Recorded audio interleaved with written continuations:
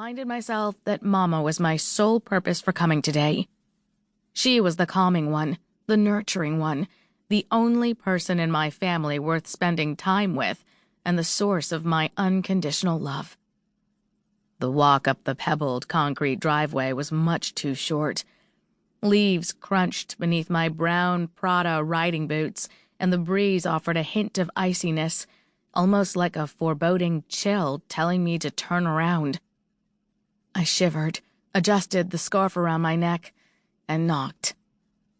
Mama swung open the newly polished oak wood door. The woman barely reached my chin, yet she threw her hands around my shoulders and forced me to lean down.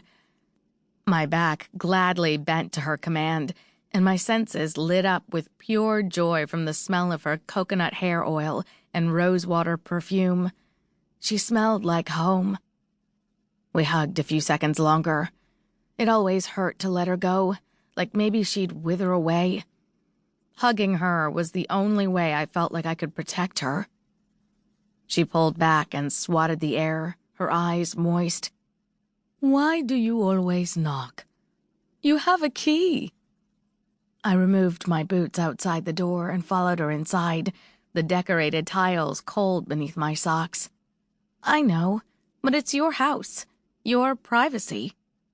"We knew you were coming. What were you going to interrupt, huh?" She smiled, that genuine, heartfelt smile of hers, the one that made my heart ache because it had become a rare sight over the years. The spicy aromas of curried vegetables and buttery roti wafted from the kitchen, rolled through the hallway, and greeted me in the foyer. My mouth instantly watered. Who didn't melt a little when they smelled their mother's home cooking? As I made my way down the hall, I saw Dad sitting on the couch in the family room across from the kitchen. His khaki-covered legs were crossed, and a newspaper was in his hand. The gentle swish of turning pages filled the silence as I waited for his acknowledgement. But after a few cold seconds, I said, "Hey, Dad." "Liya," he stated in that impassive, flat tone of his. Nice. Not even a smile or eye contact. Something in that shuffling newspaper must have been pretty important. I walked to the stove and peered into pots and pans, my nostrils greedily inhaling many wonderful scents. Mama pulled down plates and cups from the cabinets and set the table.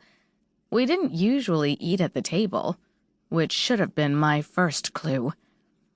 "You outdid yourself," I said, popping a seasoned slice of radish into my mouth. A pinch of salt hit my tongue. Curried vegetables in muted hues of green and orange were piled high in a bowl. Spicy dal with a swirl of paprika-induced red glistening on the surface simmered in a pot next to a platter of saffron-infused yellow rice. On the granite countertop, crispy papad with hot spots of fennel were stacked on a metal dish beside an open container of creamy raita with bright pieces of mint leaves. My stomach growled something fierce. "Just the everyday. I can't believe you cook like this twice a day, every day."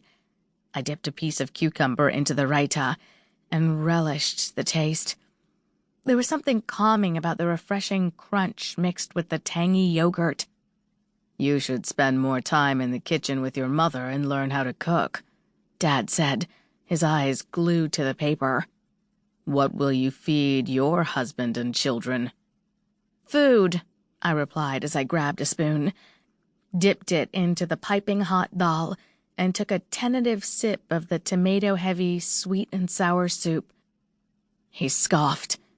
"Takeout, you mean? A woman should be able to cook 3 fresh meals a day. You don't want your husband to starve."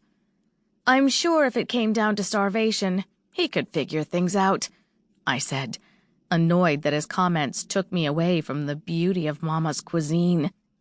"He would be too tired after a long day of work. The least you can do is have a hot meal ready when he steps through the door to show your appreciation."